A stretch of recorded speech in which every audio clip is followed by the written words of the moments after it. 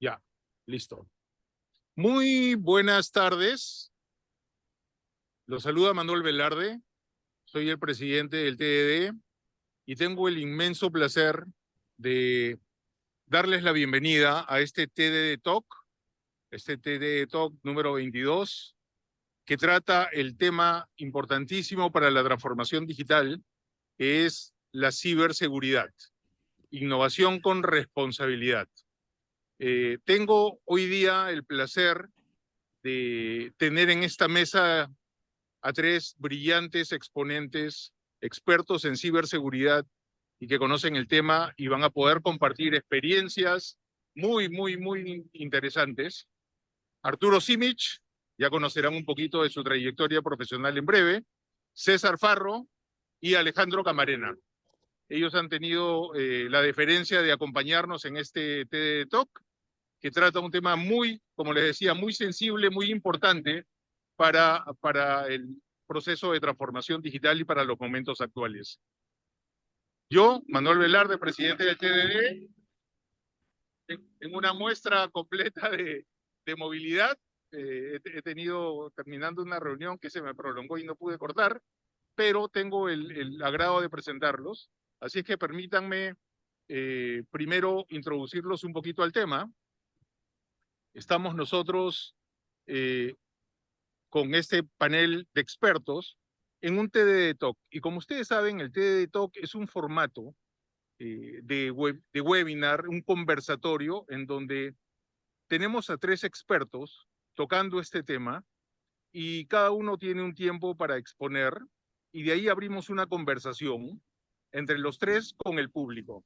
Así es que esto va por Zoom y también vamos a transmitir por otras redes, Facebook Live, y y YouTube también, y lo que vamos a hacer es recepcionar sus preguntas para poder generar unas preguntas y respuestas conforme terminen las presentaciones. Hablarles de ciberseguridad, yo en la apertura, creo que sería redundante. Yo quiero dejar a ustedes solamente con el comentario siguiente. Muchos de ustedes deben de haber vivido en los últimos 5 días y ya deben de haber notado de haberse enterado de esta gran noticia de que el Banco Santander fue hackeado, ¿no? Y que toda la información de sus 200.000 empleados y la información de, me parece que 20 millones de clientes, los hackers anunciaron de que tenían información sensible. Y esta banda de hackers también habían dado un golpe a Ticketmaster algunos meses o semanas antes. No se confirmó, están en esas investigaciones y en esos trabajos, pero eso nos muestra cómo las grandes instituciones, por más programas, por más capacitación, equipos, inversiones que hagan, el riesgo de un ciberataque en los momentos actuales en los que dependemos de la tecnología es absolutamente crítico. Y nada mejor que poder compartir estas prioridades, el impacto, las experiencias que con este panel de lujo. Así que quiero dejar con ustedes a Arturo Simic. Permítanme, por favor, compartir un poquito su bio, que es muy interesante. Arturo es socio director de Luken Business Consultants, es ingeniero de sistemas de la UNI, con un MBA Tech por UNIR, Universidad de La Rioja, diplomado en seguridad informática por el TEC de Monterrey, ha hecho cursos integrados de banca electrónica en Omaha, Estados Unidos, y ha hecho cursos de transformación e innovación en Singularity University. Tiene 30 años de experiencia profesional, 20 de los cuales ha sido CISO, que eso es gerente de seguridad de información en importantes empresas financieras. Ha sido director del Instituto de Ingeniería de Software y gerente de Startup Uni, la incubadora de negocios de la Uni, y docente de la Uni. En la actualidad se desempeña como socio director de Luken Business Consultants, consultoría de negocios especializada en gestión de riesgos no financieros, entre ellos seguridad de información y ciberseguridad. Así es que dejo con ustedes a Arturo. Adelante, Arturo, el auditorio es todo tuyo. Muchas gracias, Manuel. Gracias al TDD, Actividad de Transformación Digital para el Desarrollo, por la oportunidad. Un fuerte abrazo para ti, Manuel, para Armando, y un gusto de compartir panel con mis amigos y redes profesionales como Alejandro Camarena y César Faro. Voy a comenzar con una presentación sobre el tema, para obviamente poder introducirnos sobre el tema. Vamos a tratar de hablar de algunos conceptos primero y de ahí entrar en materia en unos temas más detallados. Permítanme un ratito. Ok.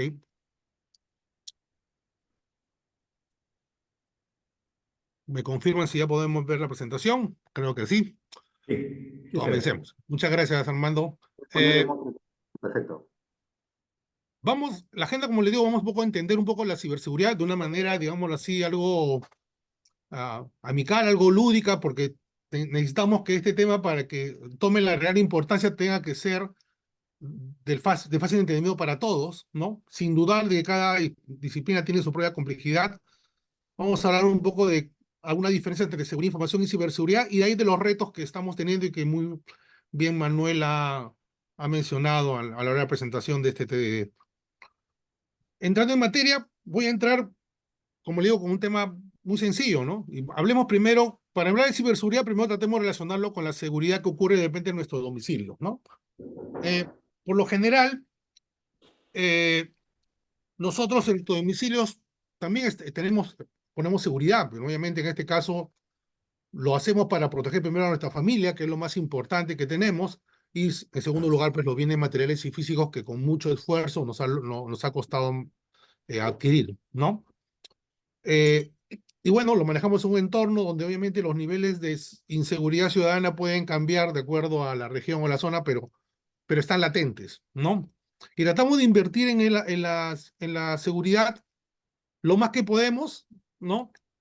Sabiendo que tenemos familia y tenemos activos muy importantes, pero hacemos nuestro mejor esfuerzo. Entonces siempre vamos a poner la mejor seguridad dentro de una restricción presupuestaria. Y es lo que todos hacemos en el día a día, ¿no? Entonces, si ustedes ven acá el mapa de este domicilio, ustedes ven de que todas las salidas exteriores, y ustedes lo pueden ver ahorita en donde ustedes están ubicados, ¿no? En sus casas o en los ambientes de trabajo, todos los accesos a los ambientes exteriores tienen una protección, sea una puerta, sea una ventana. Esa ventana puede estar reforzada con otros elementos, la misma puerta puede estar reforzada con cantol, otros elementos, le pueden poner eh, cámara, cerco eléctrico, etcétera, etcétera. Pero todos los accesos al exterior tienen protección, ¿de acuerdo? Y al interior definimos también algunos accesos al cual le podemos dar una protección de acuerdo a las circunstancias. Por ejemplo, los dormitorios donde nos alojamos, los baños y algunas otras zonas de repente tienen acceso pero no tienen protección, ¿no? ¿Qué quiero llegar a este tema? De que cuando nosotros queremos poner un acceso, ¿sí? Tenemos que evaluar si tenemos que invertir en protección o no. Lo que sí tenemos todos claro es que los accesos al exterior deben estar protegidos. Entonces, cuando queremos un acceso, tenemos que invertir en protección.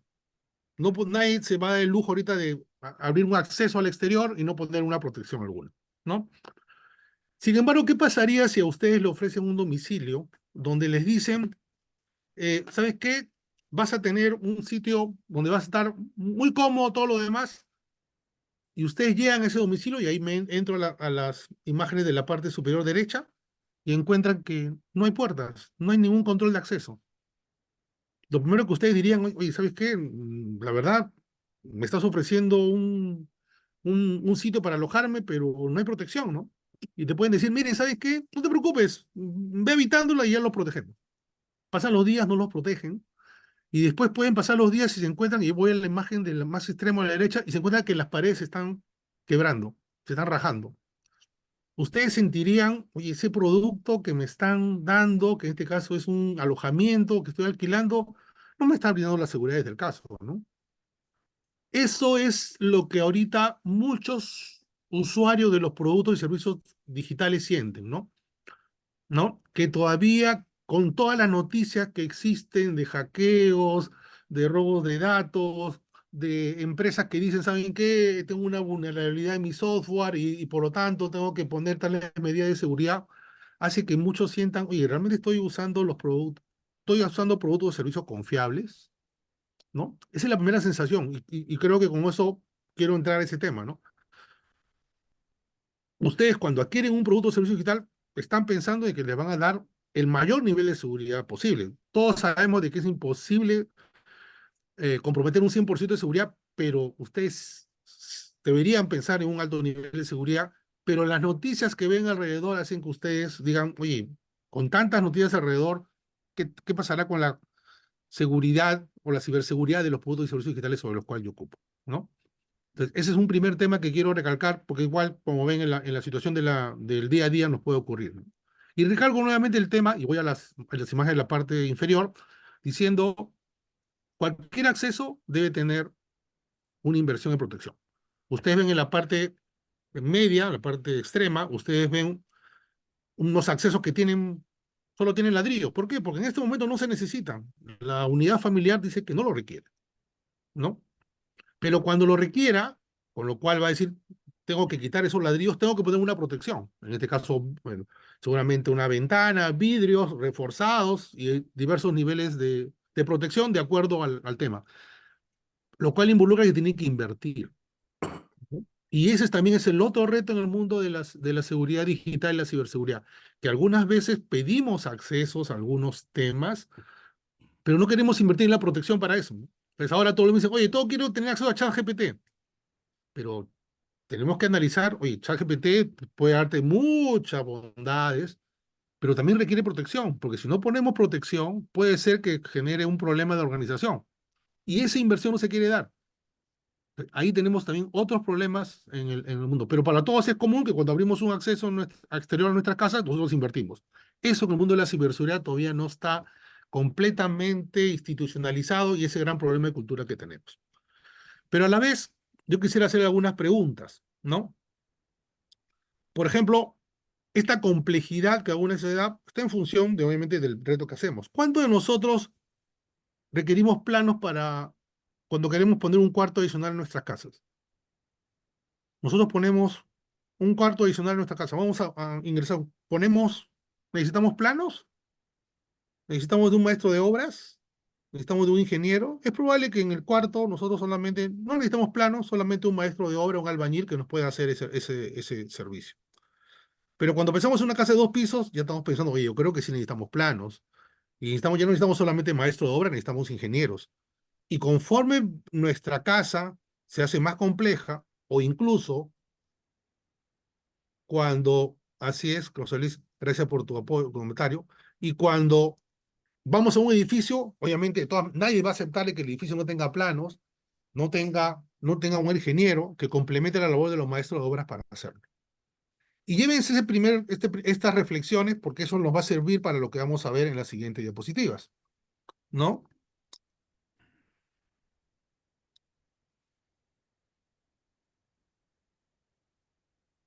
Entonces ahora si ahora vamos a la seguridad en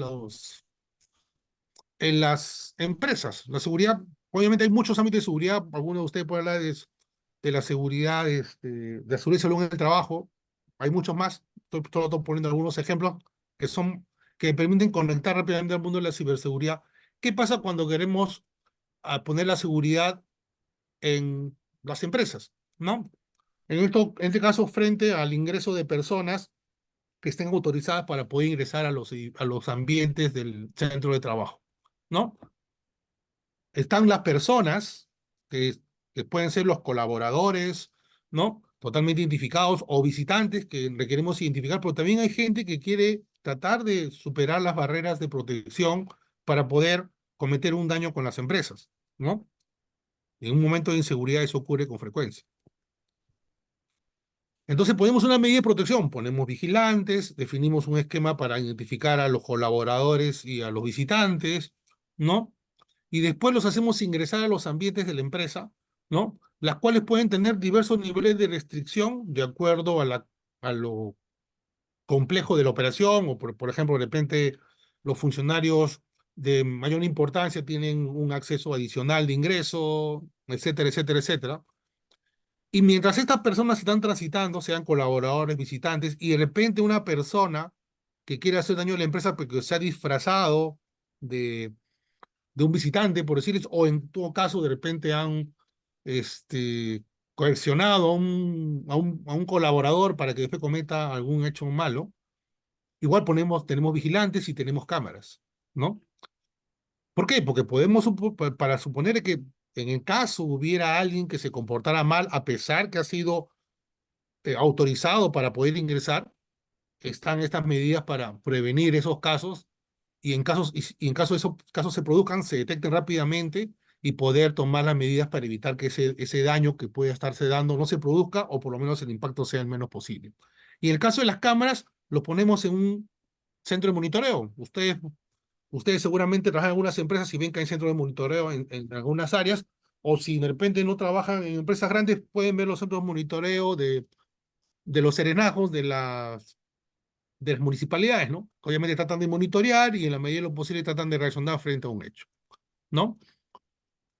Entonces tenemos medidas de seguridad para eso, pero en el mundo digital ya no pensamos en personas, pensamos en paquetes de comunicación, porque dicen, oye, en lugar de yo poder poner una persona para que entre y pueda tratar de superar todas estas barreras físicas que me ponen, ¿por qué no mando paquetes de comunicación? Entonces, a través de hackers, que son personas que son muy curiosas y que buscan eh, debilidades de la empresa por un hobby o por lograr de repente tener una manera de repente grandilocuente de demostrar su inteligencia y poder ser contratado, o delincuentes informáticos que sí están buscando hacer daño, ellos envían paquetes de comunicación, ¿no? Entonces ya no enviamos personas, enviamos paquetes de comunicación a través de estas personas que tienen un gran conocimiento y que tratan de llegar a los computadores más importantes de la empresa para captar información y lograrla tomar, ¿no? Esos paquetes de comunicación maliciosos, de repente el más conocido puede ser los antivirus, los malware, ahora el ransomware, ¿no? Otros mecanismos también, como por ejemplo lo que ustedes pueden recibir de hipervínculos para hacer phishing, ¿no? Esos son, digámoslo así, lo que ustedes ven, pero también hay temas mucho más complejos que nosotros, por eso que para simplificar, mandamos paquetes de comunicación maliciosos. Y por lo tanto tenemos que poner barreras similares. Entonces, en lugar de poner un vigilante, ponemos unas tecnologías de seguridad perimetral, ¿no? En lugar de proteger los ambientes físicos de cada cuarto o oficina, lo que hacemos es que cada uno de los equipos de cómputo, equipos de comunicación o equipos de cómputo central también tengan sus propias medidas de seguridad. Una de las más conocidas es el antimalware o antivirus. Y después todo el comportamiento de estos paquetes de comunicación, sean los benignos, o sea, los maliciosos, se monitorean. Todo este tráfico que pasa por toda esta infraestructura de tecnología se monitorea en un centro de operaciones de ciberseguridad, ¿no? Y esa es la relación con la cual ustedes pueden entender con mayor facilidad o menor dificultad cómo la ciberseguridad entra a tallar y hemos pasado del mundo habitual, del día a día de nuestros hogares, hasta la complejidad técnica de la ciberseguridad y los actores imposables. Entonces tenemos medidas similares, ¿no? Algunos de repente por ahí escuchado, oye, por ahí he escuchado un término que se llama firewall. Bueno, es una medida de seguridad perimetral. Es como tener un vigilante técnico que puede decir qué paquete de comunicación entra y qué paquete no. Oye, ¿y cuál es el equivalente de poner cantoles en la puerta de cada cuarto de la oficina? ¿Ya? Una de esas tecnologías, porque hay muchas, es el antivirus o antimalware para hacerlo. Ah, y Arturo, ¿y las cámaras, el equivalente a las cámaras? Bueno, todo el comportamiento de todos estos de estos elementos de tecnología, se generan toda su actividad y se graban en un centro de operaciones de ciberseguridad, con lo cual, ¿no? Tratamos de proteger con el mayor esfuerzo posible la información que tenemos en la empresa. Dicho esto, vamos a los ámbitos de ciberseguridad rápidamente. Bueno, ¿no? Voy a ir un poquito más rápido porque creo que el entendimiento pedido, espero que haya sido adecuado. Porque recordemos lo que tenemos es un flujo de información. Es un flujo de información. Cada vez que un cliente nos pide algo, lo atendemos con un flujo de información, el cual por la transformación digital se va a incrementar cada vez más. ¿Sí? Pero participan actores muy conocidos, personas, proveedores, procesos, los ambientes físicos, porque igual vamos a poner mucha de la tecnología en ambientes físicos, o la información en ambientes físicos y la tecnología propiamente dicho, y por lo tanto la seguridad de información busca tener un conjunto de controles mínimos sobre esos 5 actores. Y eso involucra la seguridad de información en los procesos, que son controles en los procesos, seguridad de información en los proveedores, controles en proveedores, controles en los ambientes físicos, controles en las personas y en la tecnología. ¿Sí? Y dentro de la tecnología está la ciberseguridad, y acá entra la ciberseguridad, ¿no? Cuando hablamos de seguridad de información y tecnología, hablamos de 3 temas. El riesgo tecnológico, que son los procesos con el cual implementamos aplicaciones y tecnologías y cómo las operamos, ¿sí? Desde un desarrollo habitual hasta un desarrollo ágil, y cómo también la operamos para que sigan disponibles.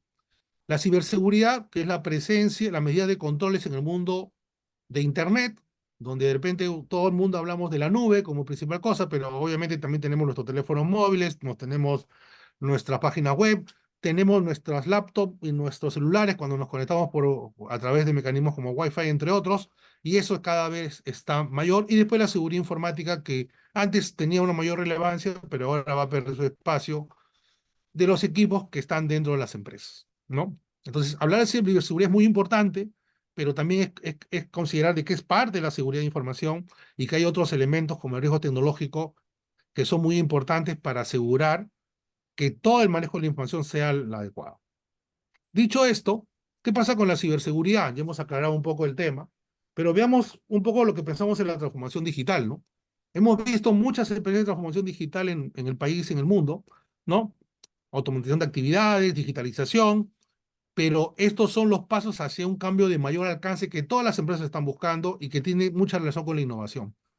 Buscar algún producto o servicio que le genere un nuevo modelo de negocio, una nueva cadena de valor. Es decir, una forma distinta y novedosa con la cual, apoyando la tecnología, pueden cambiar completamente los negocios de la empresa, ¿no? Un caso podría ser una empresa que vende zapatillas y que después ahora te pone un pequeño elemento tecnológico, un pequeño sensor, para que obviamente pueda tratar de ver cómo se desgasta monitorear el desgaste de tus extremidades inferiores producto del número de pasos que das o el número de kilómetros que corres, ¿no? Eso ya es un nuevo negocio. Esa empresa antes no tenía eso, pero ahora de repente puede ganar más plata con esos sensores que con la venta de zapatillas, ¿no? Entonces, eso es lo que están mirando las empresas, y dentro de esto tenemos estos problemas. Tenemos un problema de que, a pesar de todos los esfuerzos, todavía tenemos un software intrínsecamente no seguro, ¿sí?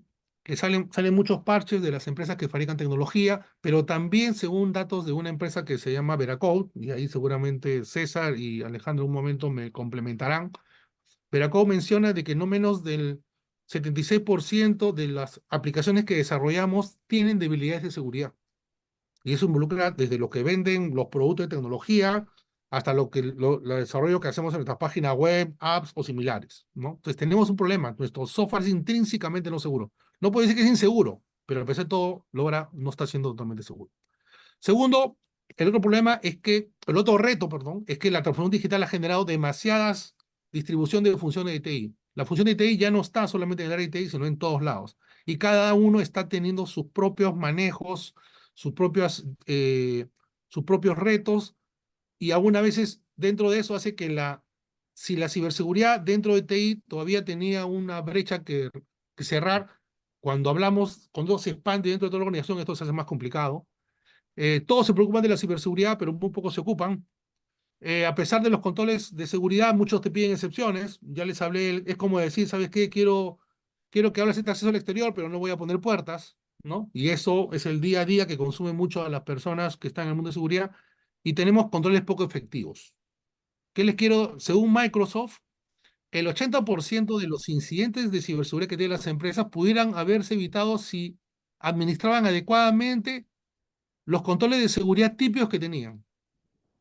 Por decirles, ¿saben qué? Tu administración del antivirus no está siendo la correcta, ¿no? ¿No? Y le voy a poner ese caso porque realmente es desconocido común para todos, el antivirus es conocido. Y nosotros encontramos, de nuestra experiencia, de que la efectividad del control del antivirus es 60% en las empresas, en muchas empresas en las cuales nosotros hemos trabajado, o hemos hecho consultoría. Y obviamente si un antivirus, que es el control básico de la ciberseguridad, ¿no? Con otros, está en 60%, quiere decir es que como que tuvieras un vigilante que de cada 10 personas que pasan, 4 las hace pasar sin verificar su identidad, ¿no? Y eso no es conveniente. Frente a esto, y con esto ya termino, ¿no? Para poder pasar a mis colegas, ¿qué es lo que tenemos que pensar? Para lograr que la ciberseguridad pueda ser un gran aliado de transformación digital, necesitamos estos 7 elementos, que voy a tratar de hablar rápidamente. El propósito. El propósito de la ciberseguridad está alineado con el propósito del negocio de la empresa. Es el cliente. Y la ciberseguridad debe ser un factor para para que el cliente pueda sentir confianza en los productos y servicios digitales de la empresa, ¿no? Y en lo general cuando yo pensaba en el cliente, cuando yo estaba de CISO, de gerente de seguridad de información, sabiendo obviamente que tenía que reportar a un gerente, un vicepresidente, un gerente general, ¿no?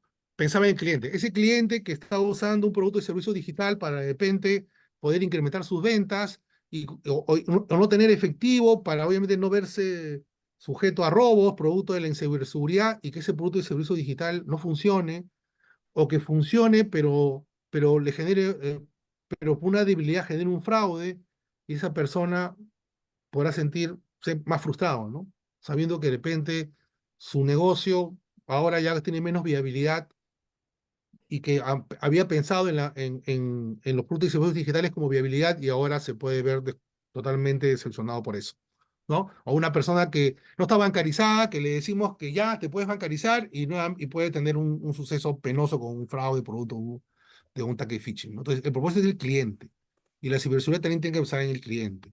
Y en base a eso tenemos que hacer una estrategia que es cómo ponemos la mejor ciberseguridad cumpliendo con la regulación, reduciendo los ataques informáticos, pero dentro de un presupuesto acotado. Siempre va a haber presupuestos acotados y eso lo ocurre a todos y la ciberseguridad tiene que estar consciente de eso. Y cambiar el mindset. El mindset de la organización debe pensar de que la ciberseguridad no es un problema, debe ser un elemento para mejorar la confianza que tienen los consumidores en los productos y servicios digitales. Establecer incentivos para que las organizaciones tengan claro que la ciberseguridad bajo este cambio de mindset debería ser incluido al desarrollar los productos y servicios de la empresa, ¿no? Porque como le digo, eso es pensar en dar mayor confianza al cliente en el uso de los productos y servicios digitales, creando roles y responsabilidades a nivel de toda la organización, donde todos tienen su responsabilidad, desde los usuarios que usan los sistemas, desde las personas de TI que desarrollan, de las personas que desarrollan aplicaciones, y de las personas, hasta las personas que operan las aplicaciones y obviamente las personas o proveedores que se encargan de administrar las soluciones de ciberseguridad, ¿no? El gran problema que tenemos es que cuando hay un problema de ciberseguridad, todos miran al CISO y eso explica, según los estudios de Gartner, que no menos del 50% de CISOs hayan sufrido crisis de estrés muy alta por esta situación, porque obviamente creen de que el gran responsable de la ciberseguridad es el CISO y no, es una responsabilidad donde es una compartida de acuerdo al rol que cada uno tiene. Procesos y procedimientos estables y tecnología donde hablemos de la tecnología no solo como herramientas, porque ahora mucho habla de ciberseguridad y se habla de herramientas. Y, el problema, y estamos plagados de herramientas que no funcionan. Ya les puse el caso del antivirus y puede muchos ejemplos más y seguramente va a ser motivo de la conversación que vamos a tener con apoyo de Alejandro y César, sino hablar de un esquema de ingeniería donde pensemos en la arquitectura, en el diseño, y en base a eso poner las herramientas necesarias para hacer frente a, a los ciberatacantes. Considerando finalmente, ya estoy terminando con esto, que un control eficaz es es la combinación adecuada de procesos, personas y tecnología. Agradezco mucho el tiempo y dejo pase a Alejandro y a César con su participación. Mil gracias. Muchísimas gracias, Arturo. Muy buena presentación. Ha dejado varios temas muy claros y el enfoque ha sido bastante general que nos permite entender dentro de la transformación digital cómo es el reto y ya generó preguntas bien interesantes. Vayan preparándose cuál es el impacto de la ciberseguridad en la transformación digital. Y vamos a complementar ahora este gran tema. Así es que muchísimas gracias, Arturo. Ahora tengo el gusto de cederle la palabra a César Farro. César es Security Advisor de Telefónica Tech Perú. Es ingeniero electrónico de la Universidad Privada del Norte, con un máster en ciberseguridad en la Universidad Católica de Murcia y maestría en marketing por la Universidad del Pacífico. Con más de 24 años de experiencia en Telefónica, donde ha desarrollado proyectos en Perú y Brasil, no solo para bancos, sino para mineras, gobierno, grupos empresariales y pymes. Es promotor principal para la firma y desarrollo del convenio de ciberseguridad entre Telefónica y la Marina de Guerra del Perú. Cofundador de la Comunidad Iberoamericana de Ciberseguridad, cibersi.org, cuyo objetivo es fomentar la colaboración internacional sin fines de lucro a través de conferencias mensuales con expertos de la región en Latinoamérica. Así que con ustedes, César. César, el auditorio es todo tuyo. Muchas gracias, Manuel. Gracias por la introducción, por la presentación. Saludar a mis colegas, amigos, acá Alejandro, Arturo, Armando, con quien trabajé en Telefónica hace muchos años, y gustoso de compartir estas experiencias de ciberseguridad que seguro nos ha pasado a todos, que hace algunos años nadie nos ponía mucha atención. Soy testigo de ello en las empresas, en el gobierno, en las instituciones militares, y a partir de los últimos años, han pasado varios incidentes globales y ahora mucho más locales, ¿no? Que ahora ciberseguridad digamos, es un rubro donde es un área en la cual hay muchas oportunidades de mejora, tanto para las personas, las empresas y todo ello. Ahora me toca hablar un poco de ransomware para un poco complementar lo que Arturo ha hecho en la introducción bastante global, ¿no? La importancia de que no es suficiente las herramientas, eso creo que todos debemos tener claro en esta presentación. Las empresas a veces se preocupan por comprar herramientas, ¿no? Pero no tienen un grupo humano, no tienen personal, no tienen procesos continuos, y aún así han sido, y por esa razón han sido atacadas. Esto pasa, por ejemplo, en las mineras, que han invertido mucho dinero en ciberseguridad en las herramientas, pero, como comentaba Arturo, las herramientas tienen un grado de efectividad y limitaciones, y estas herramientas de seguridad no han protegido, por ejemplo, un ataque de ransomware. ¿Por qué hablar de ransomware? Desde el lado de Telefónica Tech, donde laboro, tenemos un CyberSOC y vemos a diferentes clientes en diferentes sectores. Y el ataque más frecuente es el ransomware, ¿no? Seguro que van a haber muchos otros tipos de ataque que ahora están pasando en las diferentes empresas, como ataques de DOS, phishing que nos llega a las personas, etcétera. Pero voy a tratar de hablar de ransomware rápidamente para luego dar la posta a mi colega Alejandro Camarena. Bien, entonces, este tema de ransomware es un ataque global, ¿de acuerdo? Que lo que trata es de ingresar a la red de las empresas para poder robarse la data crítica, data de bases de datos, archivos grandes, archivos Excel recientes, archivos críticos, digamos, data crítica de las empresas, y una vez robada esta data, te empiezan a extorsionar, ¿no? Esto se hizo muy conocido en el 2017 con el ransomware WannaCry, que hizo un ataque global, digamos, ya se hizo mucho más famoso, y es a partir de ahí donde en este rubro de ciberseguridad hay muchas oportunidades para todos. Entonces, ese es el ataque de ransomware. Estos son grupos de ciberdelincuentes que están más o menos en esa parte de Rusia, por decirlo de alguna manera, se ha hecho muy famoso ahí, y desde ahora, pues, no se sabe el lugar exactamente dónde están, porque se ha ido moviendo, pero para colocar una parte más o menos, dar una idea geográfica de con quién estamos luchando o enfrentándonos, es un grupo de ciberdelincuentes que no necesariamente está en estas regiones y que ataca, digamos, a empresas del lado de nuestro lado. En nuestro lado, digamos, de América, las empresas que más están atacadas, digamos, primero son Brasil y México, los países, porque hay muchas más empresas, son más grandes, y luego empiezan a venir a los otros países, como en el caso de Colombia, Chile, Perú, ¿no?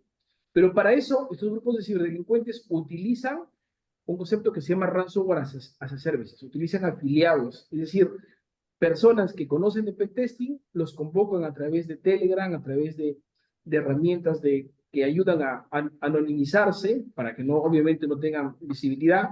Y estos afiliados los ayudan para ingresar, para hackear a estas empresas, estas víctimas, y les piden un rescate.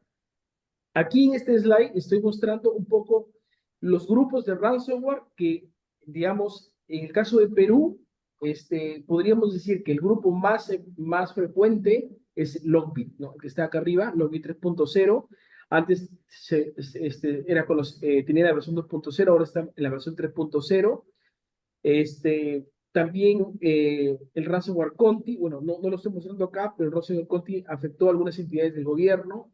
Alphabet, que ha afectado a algunas empresas. Está el ransomware Mario, que afectó a una empresa que provee de servicios de data center, que es conocido como también ransomware house. Y por acá a la mano derecha está Revil o el ransomware Prometheus, que afectaron a algunas mineras, ¿no? En este año, de acuerdo, RCIDA afectó a una empresa del rubro de petróleo, de gas. Incrason y ransomware XX afectó a una institución militar y a un ministerio, ¿no? ¿Qué quiere decir con esto? Que los ataques de ransomware van a seguir, son elaborados y quieren llegar técnicamente hasta el Active Directory, que es el corazón operativo de la red de las empresas. Es un ataque sofisticado, ellos capacitan a sus grupos, tienen herramientas, les brindan herramientas, les brindan procedimientos que están en ruso, pero luego los pasan a inglés. Y ellos los afiliados reciben una cantidad de dinero. Por ejemplo, si más o menos un ransomware, una extorsión está alrededor de $100,000, el 20% les dan al afiliado a quien le ayudó digamos, en el ataque, ¿no? Y empiezan así. Por eso que es un negocio lucrativo, pero obviamente están extorsionándote con tus propios datos. Aquí está metida la policía, digamos, la Europol, en el caso de Europa, y en coordinación, digamos, con las instituciones de orden de Latinoamérica, ¿no? Para poder detectar. Rápidamente, ¿cuáles son los vectores de infección de un ransomware? Hemos identificado 5 vectores, ¿de acuerdo? El primero es el correo electrónico. Ustedes dirán, pero el correo electrónico, ¿cómo puede ser posible? Es un ataque antiguo, pero eficiente. El correo electrónico te envía un correo con un enlace, con un adjunto, y empieza a moverse el ransomware internamente del ataque hasta llegar, vuelvo a indicar, hasta el Active Directory. Segundo, el segundo vector de infección es una aplicación de cara a internet que esté vulnerable.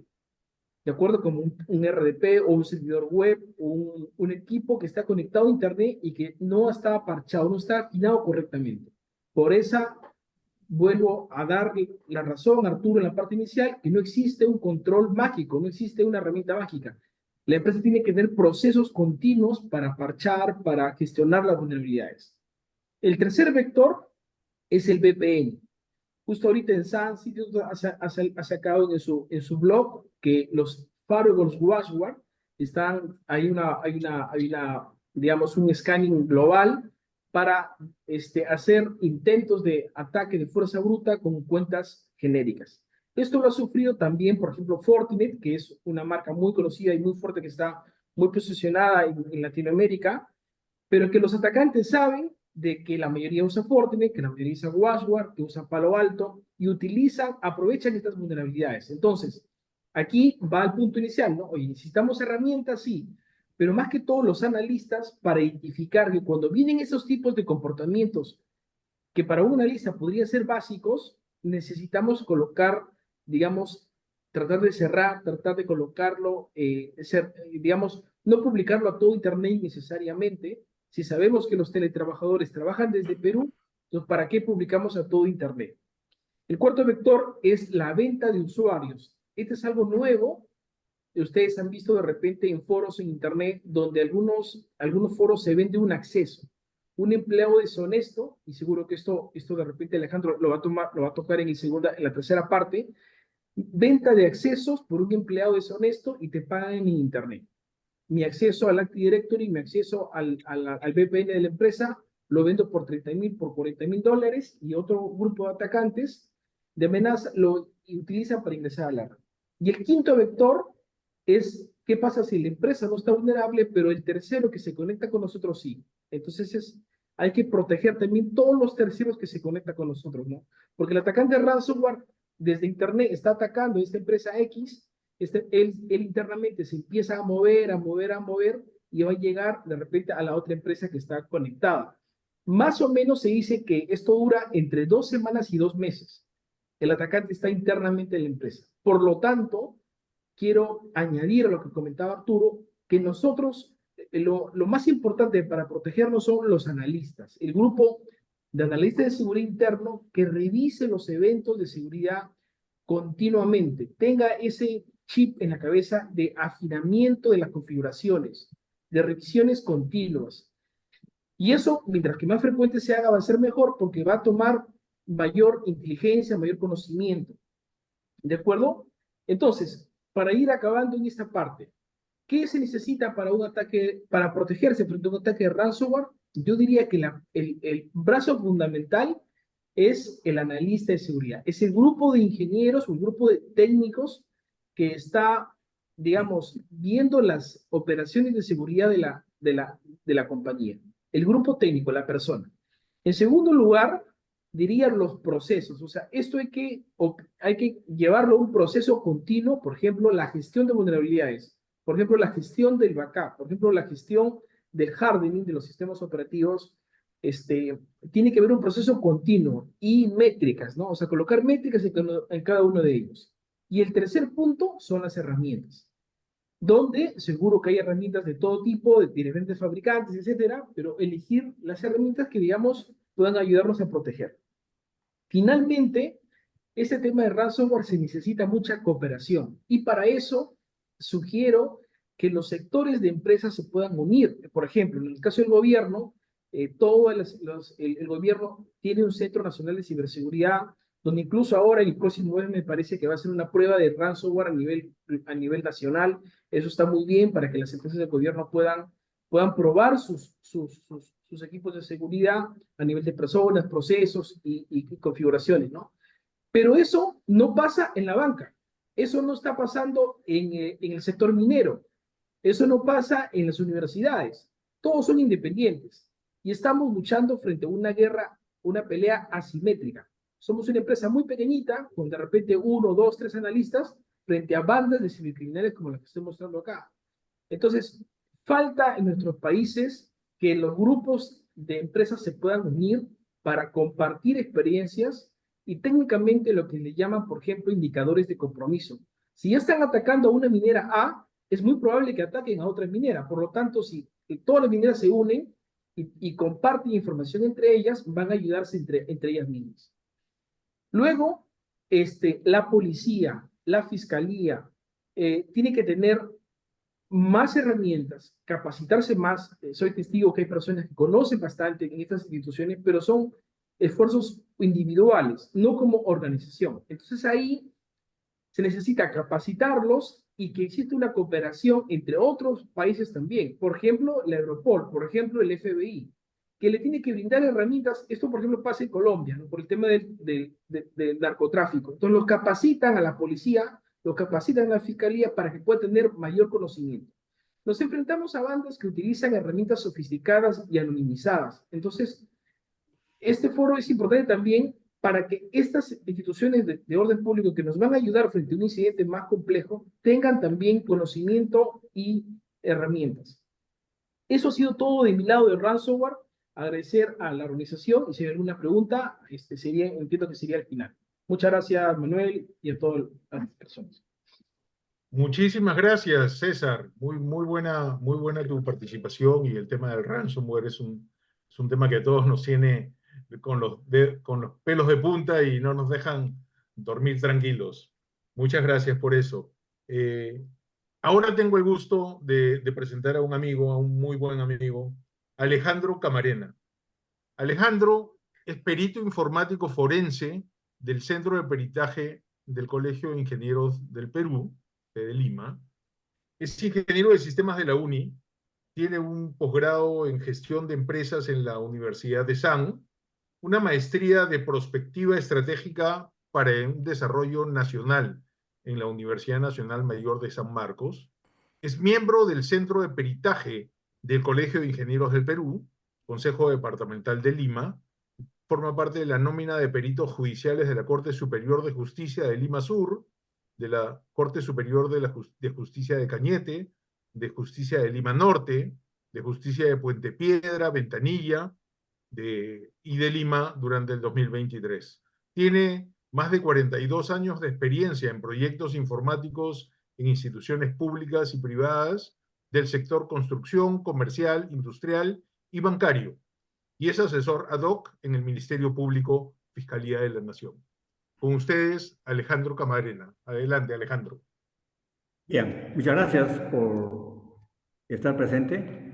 Y aquí voy a compartir ciertas experiencias periciales que se han hecho a través de las Cortes, como proyecto de parte, y a través de la Fiscalía.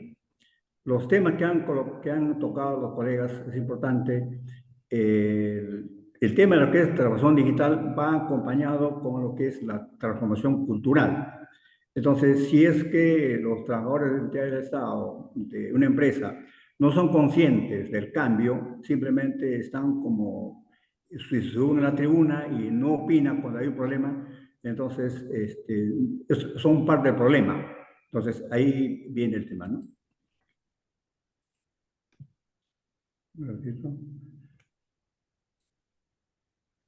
Bien, ya escribí varios artículos en Colegio de Ingenieros en las revistas, que ya experiencias, ¿no? Entonces, el perito es capaz de encontrar el problema que ha ocurrido. Entonces, hacer un rastreo del problema que se ha encontrado, el delito, ubicar, digamos, cierta trazabilidad y a través de los IPs, geolocalizaciones, mapeo de llamadas, ubicar, ¿no? Nosotros los peritos no inclinamos la balanza, simplemente somos imparciales. Entonces, ubicar de una manera con mucho cuidado la información para no alterar el medio magnético y encontrar lo que se necesita, ¿no? Si requiere herramientas un poco más complicadas, en este caso es una pantalla del assembler, ¿no? Entonces, para ubicar, digamos, ciertos caminos, cómo es que qué recorrido ha hecho el delincuente, entonces hay que hacer un análisis del log, de la metadata, de lo que ocurre en las computadoras.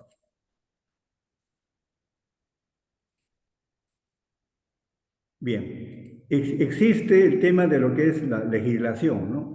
Existe la ley de delitos informáticos, la ley de protección de datos y lo que es la propiedad intelectual. Todas estas leyes en realidad están pintadas porque la Fiscalía, las Cortes, la Policía no hacen nada, ¿no? ¿Cómo es posible que en Wilson nos venden la base de datos de todos los RENIEC, de todos los negocios que tienen que ver con sociedad de industrias, Cámara de Comercio? Es un tema que está expuesto a los datos y cualquier delincuente compra esos medios magnéticos y simplemente tiene toda la data. Entonces, tenemos los hackeos. ¿A quién no le han hackeado su WhatsApp, Instagram? Entonces, estamos acechas los delincuentes, ¿no? Ya hace el 2018 hice una pericia relacionada a lo que es los ATMs. Cómo es que mediante un software, un malware, suben al switch, bajan los controles y expenden dinero de los cajeros. Entonces, sobre esto ya quedó en silencio, ¿no? Ubica al delincuente, ¿no? Entonces, el otro es el tema de los temas de hackeos. Las empresas o el personal de informática de las empresas deben tener conocimiento mínimo básico, cómo es hacer, digamos, el tema de ética hacking desde la ingeniería social hasta encontrar toda la trazabilidad, ¿no? El tema del código hash permite, y yo encuentro el medio magnético, lo que tengo que hacer es preservar la cadena de custodia de la información que he obtenido para hacer el análisis forense. Esos son el código hash. Yo tengo una información determinada, le paso el software de creación del hash y me ubica un código. Este código representa al medio magnético, ¿no? Si algo ocurre, una alteración en el camino, se saca el código hash y no corresponde, simplemente ese archivo ha sido invalidado, no sirve para una prueba pericial. Existe una metodología, ¿no?, para identificar la incidencia, ver los procesos. Ya el ingeniero Pablo habló de los procesos, ¿no? Es un recorrido, ¿no? Es la recuperación de evidencias, las operaciones que han sido temas de fraudulentos y someterlo a una técnica de investigación. La preservación de cadena de custodia significa creación, digamos, de la cadena de custodia. La preservación, la perenización de la información es muy importante porque más adelante la policía puede tomar esos datos y continuar con la investigación. Hay casos en la Fiscalía donde tienen años y años, lo declaran como complejo. Entonces ahí intervienen peritos de multidisciplinario.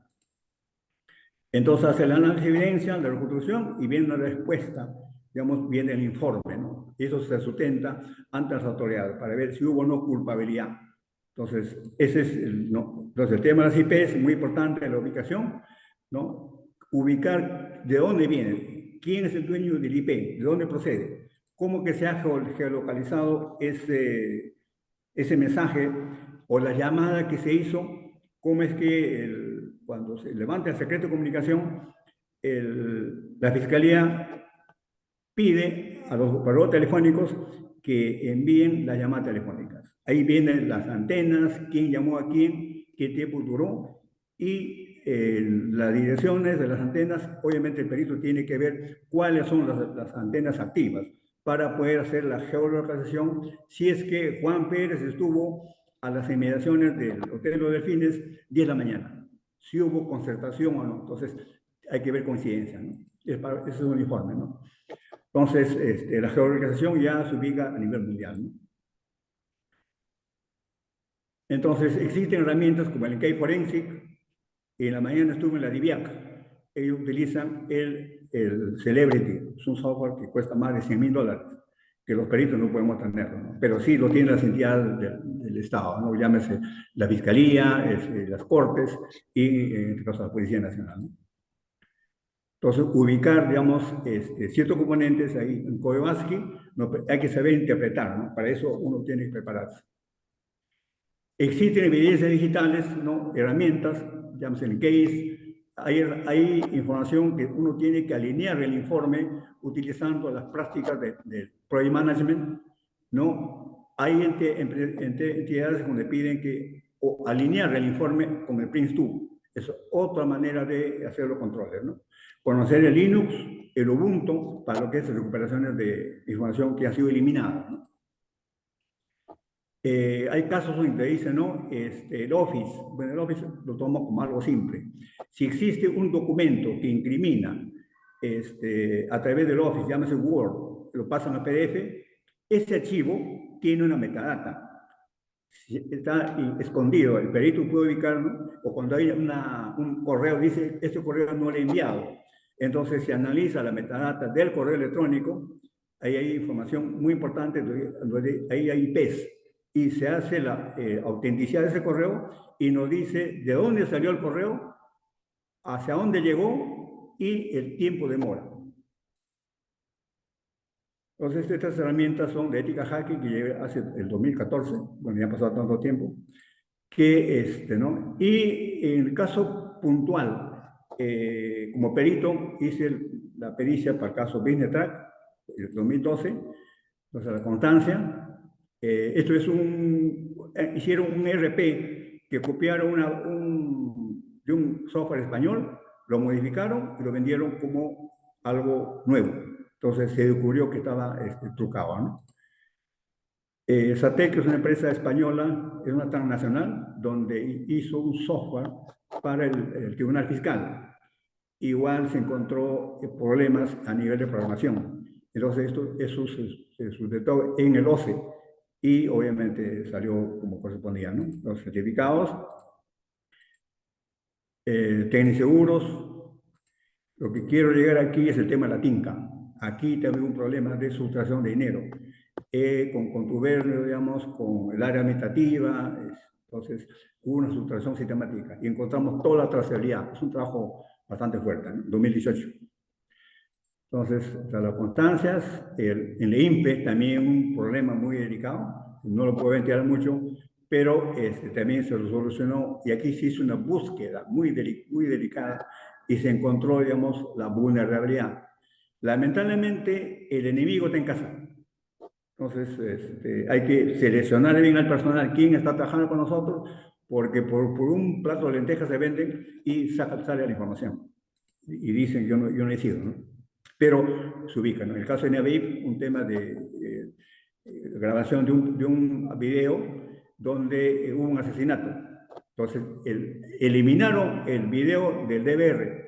Entonces, mediante herramientas periciales, se recuperó esos archivos eliminados. Y se encontró la evidencia que sí, una hora determinada hubo el asesinato.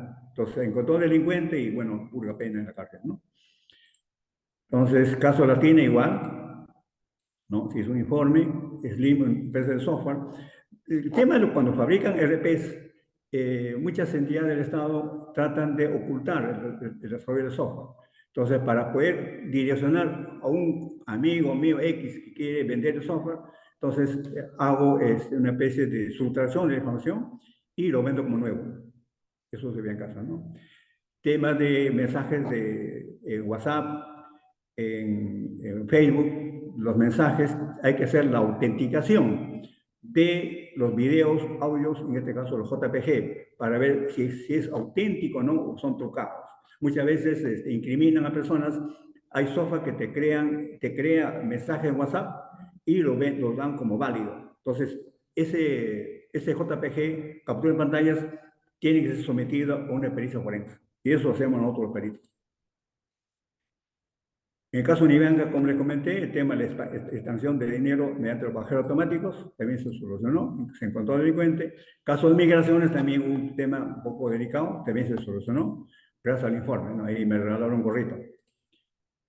Entonces, las llamadas telefónicas, que hay que centrarme aquí, que es un tema muy común, cuando a un delincuente le incautan el celular, entonces ahí se encuentran llamadas, ¿no? Entonces, y la Fiscalía envía una información, solicita a los operadores telefónicos para que levanten el secreto de comunicación. Es un caso particular, como ya pasó varios años, pues puede ir, un caso de la pota de narcotráfico. Entonces, en el tema de lo que es, ya hablamos de las criptomonedas, por dónde fluyen las criptomonedas a través de blockchain. Y existe un tratado, es el hijo de un amigo mío, un abogado, donde existen temas muy interesantes. Ya existe en un banco 2 casos donde se ha utilizado las criptomonedas para lo que es apoyo al terrorismo y narcotráfico. Entonces, en el Perú no existe especialista en blockchain, o sea, especializado, ¿no? Con certificaciones. Por lo tanto, estamos en esta tarea de poder aprender con más detalle técnicamente cómo es el funcionamiento para solucionar este problema, ¿no? Ese manejo de bloques, en cada bloque existe el código hash para hacer la transacción, ¿no? La transacción. Y si en una parte de un bloque existe una falla, una avería, existen los mineros de datos que reconstruyen. ¿Saben cuánto gana un experto en blockchain? Gana más de $100.000 en Estados Unidos. Entonces hay que especializarse, ¿no?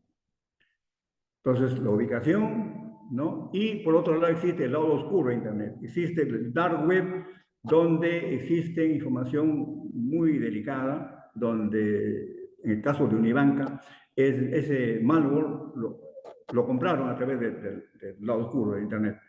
Entonces, con eso ha perpetrado eso, ¿no? Es un tema también muy delicado, ¿no? Y lo otro es bueno, esos son los temas que publico. Entonces, para hablar del tema de lo que es transformación digital, tenemos que tener claro de que todos los procesos que ocurren en las entidades es necesario que se tiene que mapear a través de un software de contenidos y que el personal debe ser consciente de lo que está ocurriendo en la información y el cuidado, ¿no? Ya el año pasado hubo una vulneración a la base de datos del Colegio Médico. Entonces, el Colegio Médico ha tenido que postergar las elecciones al 3 de marzo. Hizo 2 informes periciales donde, evidentemente, para poder sesgar votos, se ha vulnerado información.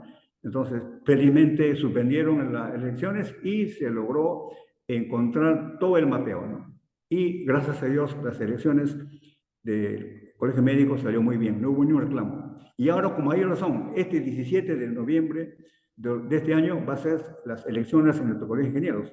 Por lo tanto, estoy en el comité de voto electrónico y ya el software ya está casi listo, estamos probándolo. Entonces, este año el voto electrónico va a ser prácticamente, va a salir bien, ¿no?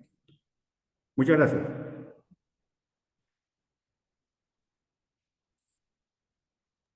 Muchísimas gracias, Alejandro, por tu comentario, por tu participación. Si puedes dejar de compartir, por favor. Sí. Y agradezco al expositor y al panel, porque la verdad es que el tema, para el corto tiempo que tenemos, ha sido muy bien tocado, con un enfoque bien práctico para poder enfocarnos en el tema. Y ahora nos toca conversar un poquito. Y hay muy buenos aportes de los asistentes en cuanto a preguntas y comentarios. Y yo quisiera empezar a generar un poquito de conversación, porque por supuesto que la ciberseguridad es absolutamente clave, pero hay temas que atentan contra darle la prioridad. Así es que primero quisiera yo poner un tema sobre la mesa, y es ciberseguridad. Primero da miedo. Esto es como, oye, vamos a ver un thriller, ¿no?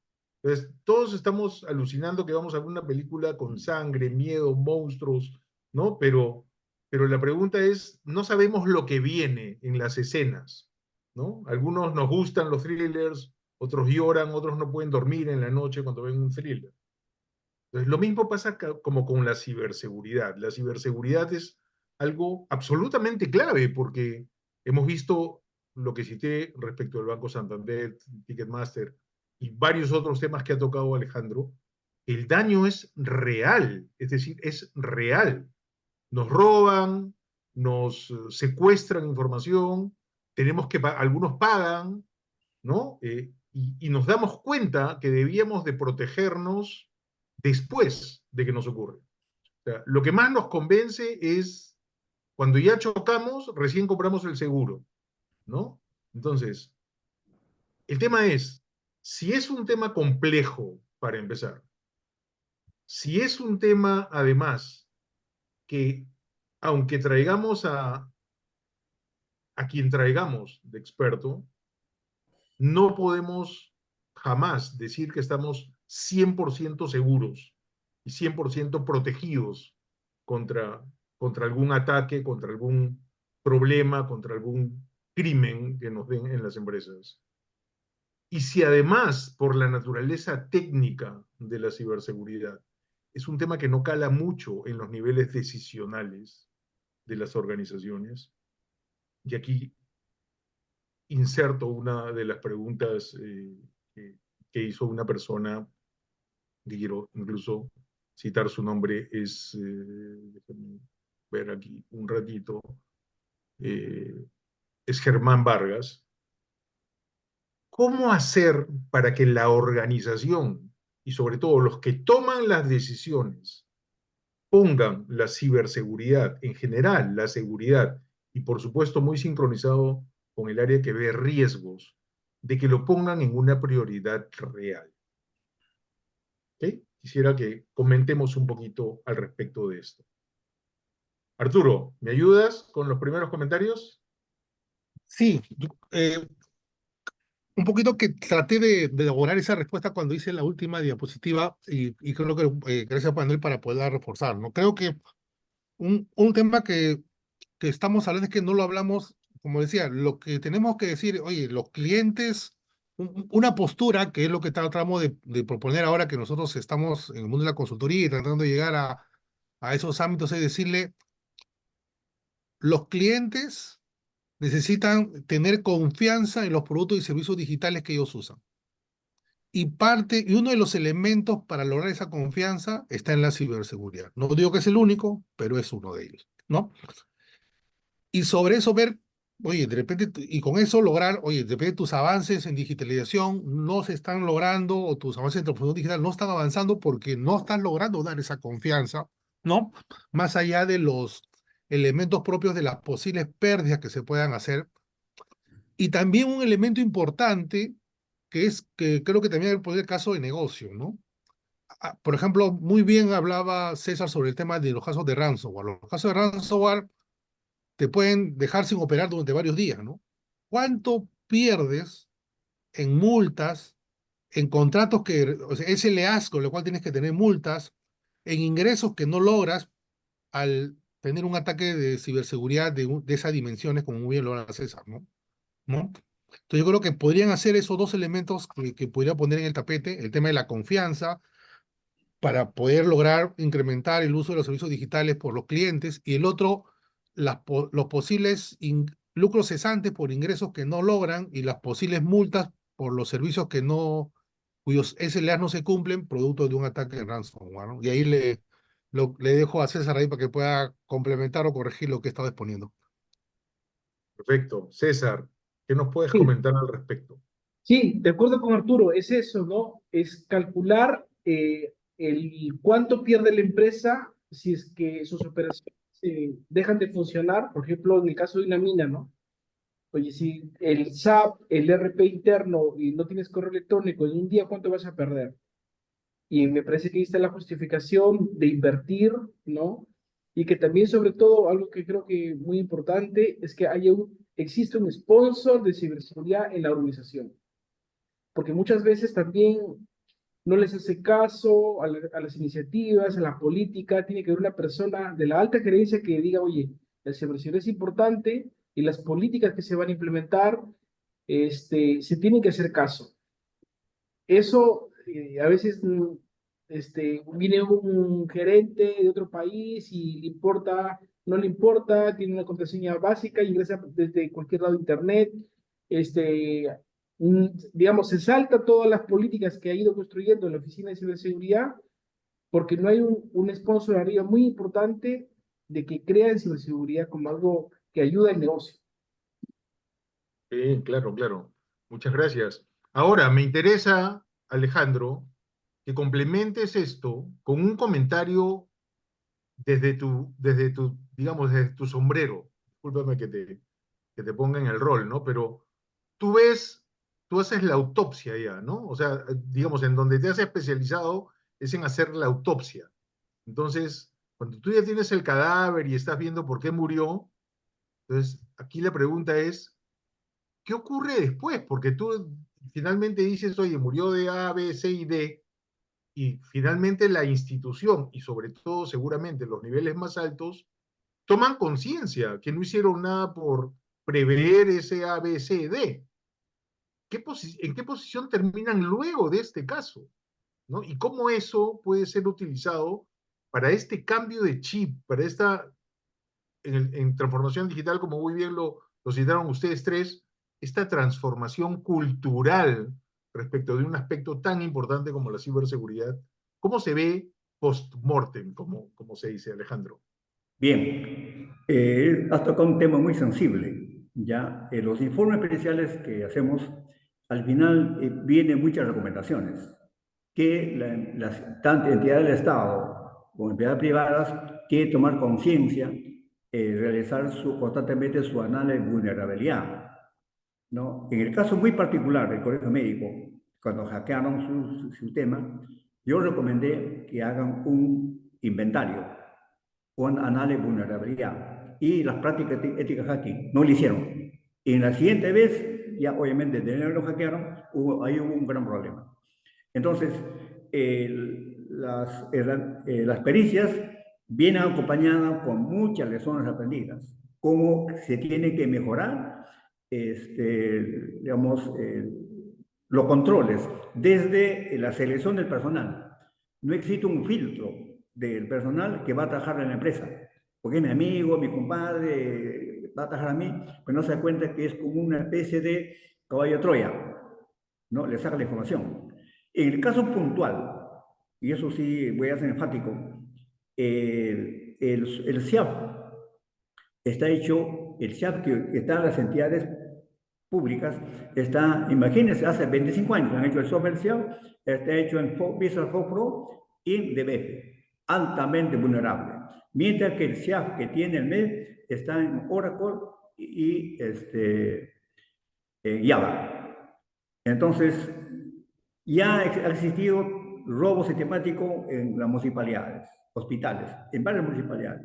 Entonces, existen los informes, la policía, la fiscalía hace sus buenos oficios, pero le han tocado la puerta, tienen que cambiarse el software, no lo cambian. Entonces, el golpe enseña, ¿no? Entonces, mucha gente que trabaja en estos temas de la entidad del Estado, purgan pena, purgan cárcel, siendo inocentes. Entonces, ¿qué hacer eso, no? Y por otro lado, la ley de los delitos informáticos es prácticamente letra muerta. La ley de protección de datos, letra muerta. Entonces, nuestras leyes, las autoridades que suministran justicia, deberían un poco entender la parte técnica o estudiar, ¿no? Porque a nosotros los peritos, la fiscalía, las cortes nos toman como auxiliares técnicos. Entonces, ahí existe falta una evangelización o dejarse enseñar para que esto no ocurra, ¿no? Un caso muy particular, un cliente, yo digo, el mejor antivirus, el mejor cuidado es saca tu backup, una copia y tengas tu versión del backup. A una empresa de plásticos, yo le recomendé al chico, saca copia. La gerencia dijo, saco copia cada semana.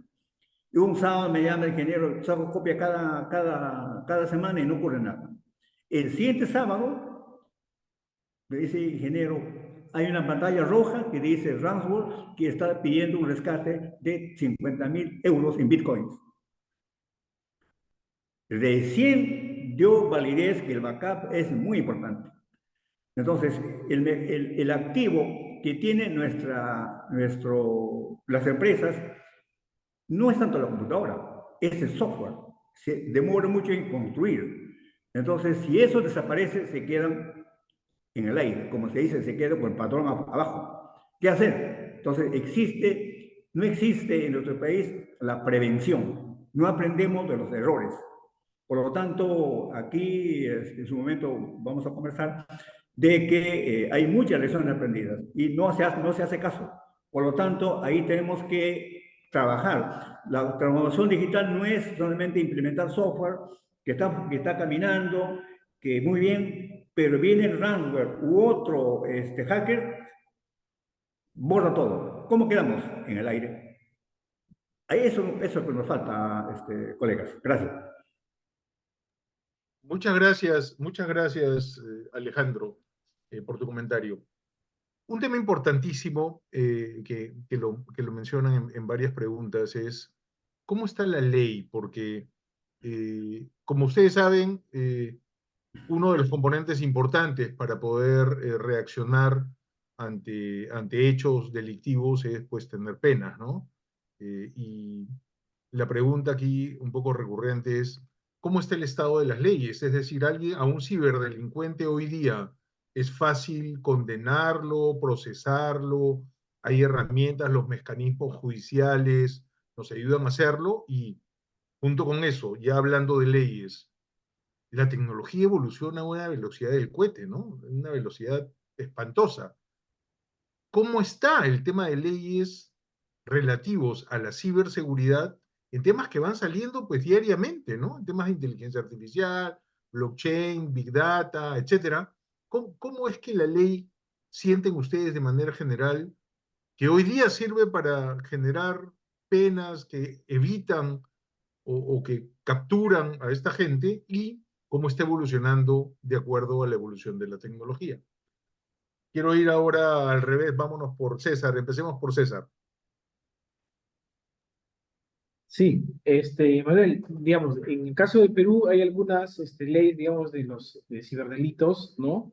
pero todavía no está muy fuerte porque también el tema relacionado a las instituciones de orden público como la policía, la fiscalía, no están tan, digamos, preparadas a nivel organizacional. Los esfuerzos son más individuales y seguro que tenemos amigos ahí que observamos que conocen, pero son individuales, ¿no? Cuando ellos buscan un nuevo trabajo, pues se van y dejan la institución sola. Eso me ha pasado en algunas oportunidades, pero insisto que ahí se debe trabajar, porque este es el inicio de un conjunto de cosas. Ahorita el ransomware es empresas, pero ¿qué va a pasar cuando esto pase a personas? Y, y, Claro. una, y una persona se quede o robe su identidad, lo que también pasa, y vayas a la policía a poner una denuncia y te digan, señores, no tengo conocimiento de este tema o todo está en Lima. Si estás en provincia tienes que viajar a Lima para poner una denuncia. Y de repente todo eso se va a quedar en el aire, ¿no? Entonces, creo que también debamos apoyar con lo que podamos en capacitarlos, en darles el Estado, brindarles algún asesoramiento, herramientas. Y como comentaba hace un momento, esta es una guerra asimétrica. Mientras que ellos están utilizando herramientas sofisticadas y todo, aquí por los problemas que todo el país tenemos de burocracia, de corrupción, cambian a los jefes y todo y se queda en cero. Entonces, eh, estamos en una desventaja tremenda. El lado positivo es decir, oye, hay gente interesada en estas instituciones que podemos sacarle el máximo provecho para que se capaciten y generar leyes que se puedan cumplir, ¿no? Necesitamos mucho trabajo en ciberseguridad en la parte de la fiscalía, la policía, en las entidades de orden. Esa es mi perspectiva, Manuel. Muchísimas gracias, César. Alejandro, ¿qué nos puedes comentar brevemente al respecto? Justo en la mañana estuve en una diligencia de obtención de medios magnéticos en la DIVIAC. La verdad que comentando con los técnicos, también son peritos, existe una escasez de peritos. Necesitamos peritos, ingenieros, que se metan al mundo de lo que es temas periciales. El año pasado, 2022, peritos que trabajan dentro de la fiscalía lo han encontrado con la mano en la masa, adulterando información de discos duros, de PCs y de celulares. Es como si estamos poniendo a un gato de dispensero. Entonces, felizmente, la Fiscalía reaccionó rápido y simplemente sacó muchos peritos de la Fiscalía. Entonces, requiere, o sea, este tema de la información, de la ciberseguridad, no es solamente tarea de los ingenieros, es todos, desde el ama de casa, el empresario, tener los cuidados si me llega un mensaje, no debo contestarlo así porque estoy exponiéndome, ¿no? Existe una llamada, te envía un archivo, simplemente te están enviando un malware y ahí viene el contacto. Existen estos malware tan inteligentes de que se incrustan en tu computadora y va a enviar la información, ubica los correos, indica teléfonos y ya fuiste. Entonces tenemos que tener el tema de la prevención. Respecto a la ley de delitos informáticos, para mí particularmente, en base a que se conversó con expertos en la divindad, no se aplica. O sea, aquí se quiere mano dura. Entonces, recién la gente va a aprender, ¿no? En un país X, cuando recién implementaron la pena de muerte, cuando mataron uno o dos, la delincuencia prácticamente bajó. Aquí necesitamos mano dura. Desde el gobierno central, la fiscalía, las cortes, los colegios profesionales, en este caso por ingenieros que manejan tecnología, debemos de estar inmersos en este tema. Y no es solamente tener el Celebrity, tener el IK Forensic, otras herramientas que existen en el mercado. Un perito, un profesional debe ser capaz de poder generar sus propias herramientas. Para eso existen el Python, base de datos, que el perito que sabe programar puede generar propias herramientas. Entonces, necesitamos mucha capacitación. Entonces, esa es mi opinión. Gracias. Muchísimas gracias, Alejandro. Arturito. Sí, Manuel. A ver, yo coincido con César y con Alejandro. Creo que tenemos todavía nuestro marco legal está en leyes, falta reglamentación. Y ahí está el tema, ¿no? O sea, nuestro marco legal o sea, si bien las leyes todavía son insuficientes, esas muchas no están reglamentadas. Entonces ya ahí tienes un primer vacío, ¿no? Obviamente tienes leyes que son un marco general de acciones, pero no tienes los reglamentos. Entonces deberíamos ya pasar en reglamentos que permitan poder tener mayor criterio al aplicar las leyes, ¿no? Que obviamente, como coincido con Alejandro y César, no están siendo aplicadas, ¿no? Y obviamente quedan letra muerta porque el mundo dice, bueno, ¿y cuál es el reglamento que apoya esta ley? ¿No? Ese es un primer tema. Y el otro tema, entonces, tenemos en primer lugar, lo poco que hemos legislado, tenemos que aterrizar los reglamentos, de ahí pasar obviamente, comenzar a buscar un esquema mucho más dinámico de poder manejar los temas de leyes. No sé si de repente tendríamos que manejar decretos supremos, hay que manejar un marco legal con el Congreso para dejar de repente decretos supremos no sé cuál es el mecanismo para ser más ágiles, pero también tenemos que ver que nuestros propios mecanismos de protección, ver cuáles son las excepciones para la ciberseguridad. Les cuento un caso del 2005 o 6 que ahora es más difícil de identificar, pero para que vean el tema legal, ¿no? Habíamos detectado una persona, felizmente detectamos de manera preventiva un ataque de phishing, lo bloqueamos y logramos identificar la dirección IP del atacante, ¿no? Obviamente al identificar la dirección de IP del atacante era, oye, ¿sabes qué? ¿Cuál es la empresa de telefonía que le está dando servicio a este atacante, ¿no? Entonces nos comunicamos con esa empresa, le dijimos que había este tema y que obviamente no era responsabilidad de la empresa, porque la empresa obviamente da un servicio, que esa persona lo use mal es un problema de esa persona, ¿no? Y queríamos que nos proporcione la información. Ellos estuvieron en toda la disposición de hacerlo, pero digo, pues tenemos un problema. Tenemos la ley de privacidad de las telecomunicaciones. No te lo podemos dar. Y tenía razón, pues, o sea, porque obviamente el atacante podría usar eso legalmente para decir, oye, estás violando la ley. Entonces, y el procedimiento legal para lograr levantar el secreto de las telecomunicaciones, para ese caso demoraba un mes. Pero nuevamente, ¿cómo manejamos? O sea, nuestro mismo tema de protección aún hay se vuelven barreras para poder ir contra los ciberatacantes y esos son temas también que hay que analizar caso por caso para poder tener un tema de respuesta rápido frente a estas situaciones, ¿no? Muy interesante, muy importante.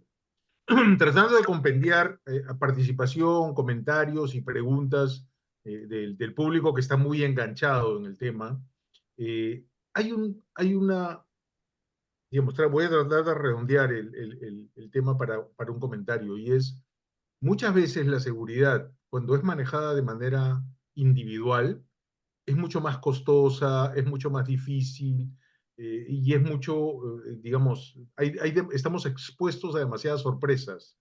Y lo hemos visto en la seguridad ciudadana, ¿no? Cuando cada uno pone seguridad, como decías tú, Arturo, en tu presentación, seguridad en tu casa, el cerco eléctrico, el perro y eso, eh, ahora vemos que ante la inacción se juntan. Entonces ponen cámaras entre el barrio, ¿no? Y tienen un pito y tienen una sirena. Entonces hay mucha colaboración. La pregunta aquí es, ¿cómo sienten ustedes o qué han visto ustedes o qué referencias tienen de aspectos colaborativos para poder atacar estos temas de ciberseguridad? Porque si le sale a uno, si le sale, como hablábamos del Santander, si le sale al Santander, oye, inmediatamente todos los bancos, cajas financieras, todos deberían de ponerse a saber qué es, cómo es. Entonces, el tema de colaboración, ¿cómo está funcionando? Y agrego a esto una pregunta puntual decía, ¿y dónde, en qué fuentes de información podemos ir a conocer esto?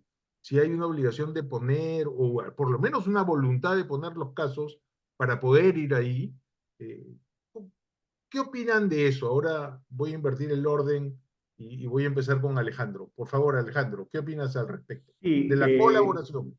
sí, mira, a raíz de, un ejemplo, a raíz de la vulneración de datos en la municipalidad de Bielsa, cada fiscalía hacía su trabajo, no había conexión. Como ya está saliendo muchos casos, recién se ha dado lo que es la colaboración. Hay una oficina central supra, digamos, supranacional, donde se va a centralizar todo ahí. Entonces, nosotros como peruanos trabajamos aislados, no nos juntamos y cada uno hace su tarea. Estamos duplicando información. Entonces, ahí hay una tarea muy grande. Entonces, por ahora, recién se han dado cuenta que tiene que haber un trabajo en equipo. En el caso de en un ministerio, no voy a decir qué ministerio, debajo del escritorio del ministro han encontrado una regleta donde habían dispositivos electrónicos que grababa información y enviaba a una computadora que está a 15 metros y tema autoescucha. Entonces, ahí donde el procurador dijo, ingeniero, aquí vamos a juntar todos los casos. Y nos hemos dado cuenta de que había más de 25 casos similares. Son temas reservados, pero ya recién están trabajando en equipo. Mi conclusión es de que el tema colaborativo es muy poco. Entonces, estamos duplicando esfuerzos. Cada entidad del Estado fabrica su software, no duplican todo. ¿Por qué no hagan una aplicación completa? ¿Por qué no reemplazan el CEAF de una vez?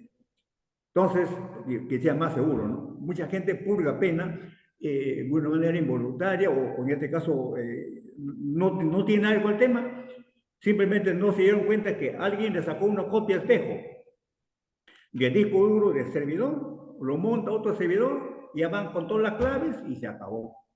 ¿Qué hacer ante eso? Entonces, debajo de la mesa, lamentablemente, corre mucho dinero. Eso quería hacer un comentario. Gracias. Muchas gracias, Alejandro. Arturo. Sí, Manuel, gracias. Lo que hemos visto es, en mayor o menor madurez, se ha visto colaboraciones a nivel gremial. Ya los gremios están comenzando a trabajar. Eh, Creo que los que han dado la batuta, han liderado, ha sido obviamente la banca, ha sido también el sector de todo lo que es el sector microfinanciero. Sé que hay algunos esfuerzos a nivel del sector minero. De repente ahí César nos va a poder completar otras acciones. Sí creo que la gran ausencia está en el sector público, ¿no? Creo que el sector público todavía, y creo que lo está muy bien Alejandro, todavía lo tiene todavía esa falencia.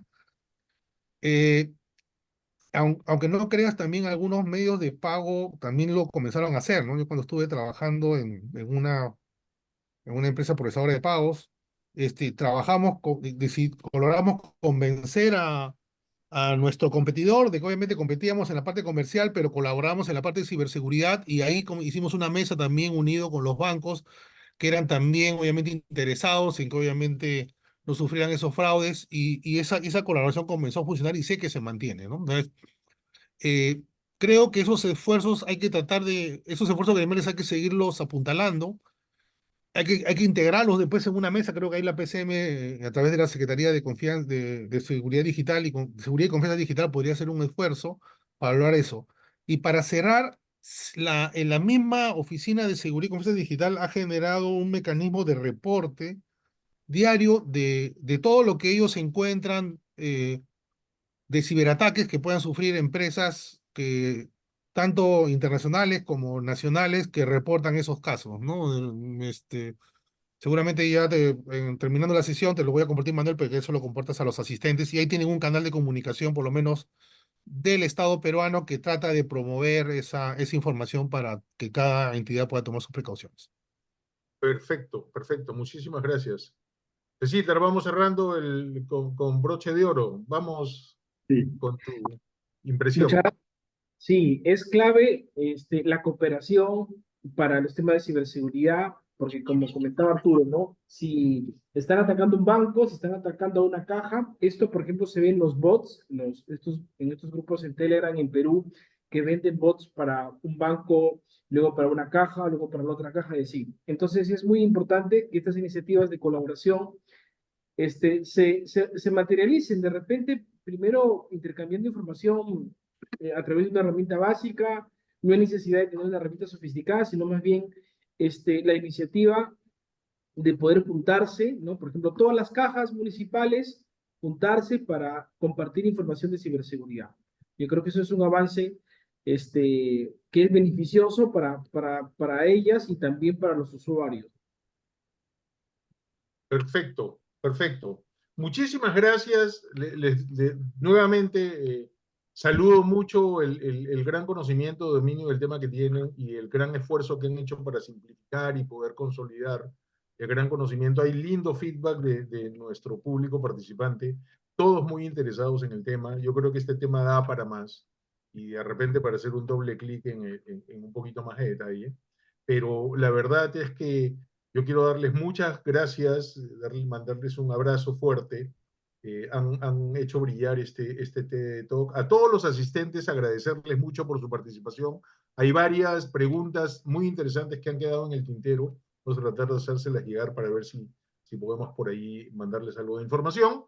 Y agradeciéndoles a los participantes, al expositor y a los panelistas, agradeciendo a todos los que se quedan con nosotros, acompañarnos, y quiero pedirles dos cositas antes de cerrar, antes de desearles las buenas noches.